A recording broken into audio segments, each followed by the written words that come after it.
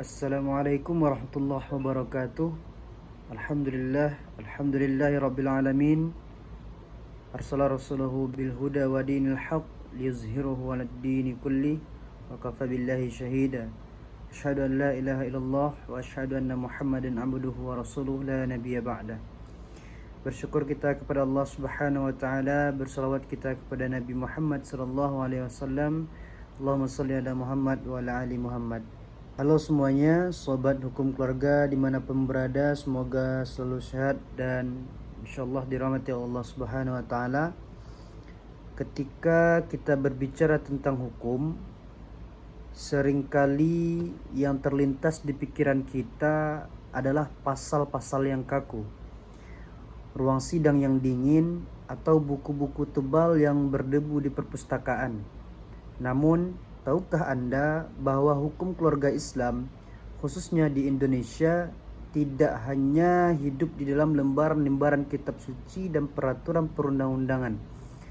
Hukum ini sebenarnya bernapas dan bergerak aktif di tengah-tengah interaksi sosial masyarakat kita sehari-hari. Salah satu aspek yang paling krusial, sensitif, sekaligus menarik untuk dikaji adalah mengenai pembagian harta warisan.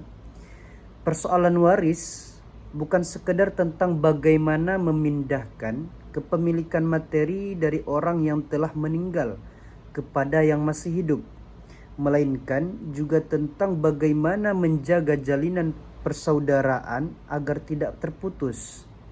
Pada kesempatan kali ini, mari kita mengulas secara mendalam bagaimana sengketa atau praktik pembagian waris berjalan, baik dari sudut pandang normatif yang tertulis maupun dari sisi empiris atau apa yang nyata-nyata terjadi di lapangan.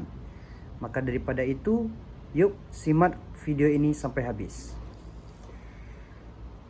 Secara normatif, hukum Islam tegas mengatur pembagian waris melalui jalur faraid. Misalnya, bagian anak laki-laki adalah 2 kali lipat bagian anak perempuan, sebagaimana diatur dalam Al-Quran dan pasal 176 KHI. Itu merupakan sebuah fundamental dari pendekatan normatif atau aturan yang telah tertulis dari segi syariat ataupun dari segi hukum negaranya. Namun secara empiris atau living fikih, banyak masyarakat muslim di Indonesia yang memilih jalan damai islah atau berujung pertikaian dalam agenda pembagian waris ini. Pada akhirnya bermuara kepada pengadilan agama. Mereka bermusyawarah dan membagi waris secara rata demi menjaga kerukunan, yang kemudian dipisahkan sebagai hibah atau perdamaian. Nilai keadilan dan kemaslahatan keluarga inilah yang menjadi living fikih di lapangan. Terkadang banyak di luar sana masih melaksanakan sebuah hukum Islam dalam pembagian waris ini dikarenakan kasih sayang atas situasi kondisi saudara. Dan pada akhirnya yang awalnya laki-laki mendapat 2, yang perempuan mendapat 1, berending 1/1 atau 2/2.